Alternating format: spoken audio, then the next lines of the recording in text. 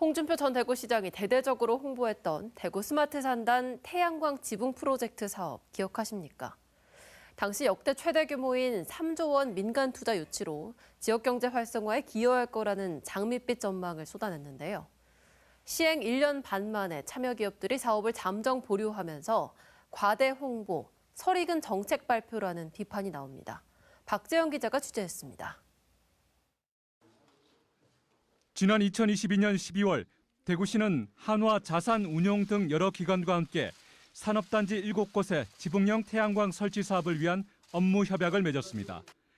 홍준표 전 시장은 국내 최대 규모 3조 원 민간 투자 등을 강조했는데 임기 5개월 만에 대규모 사업이라 세간의 이목이 집중됐습니다.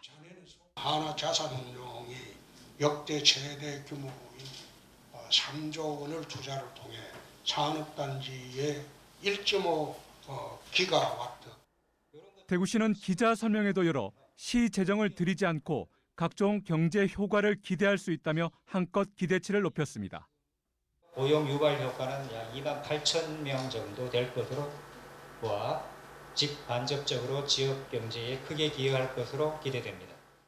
산단 태양광 프로젝트 1호 착공식에서도 호평은 끊이지 않았습니다.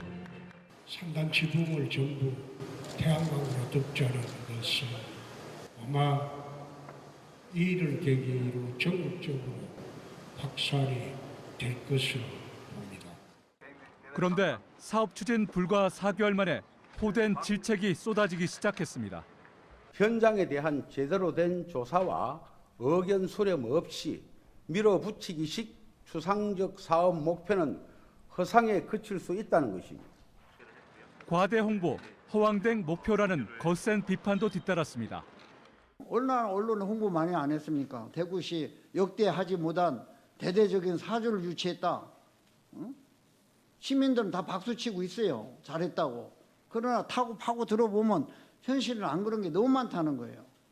결국 2024년 6월 한화 자산운용은 금융시장 악화, 전력거래 단가 하락, 펀딩 애로 등의 문제로 사업을 잠정 보류했습니다.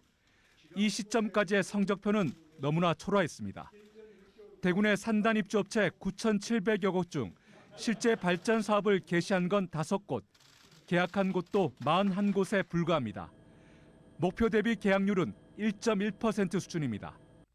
지역 시공업체에 1조 원 정도의 사업비 그리고 8,500억 정도의 경제 효과를 낼 것이라고 이야기하셨습니다.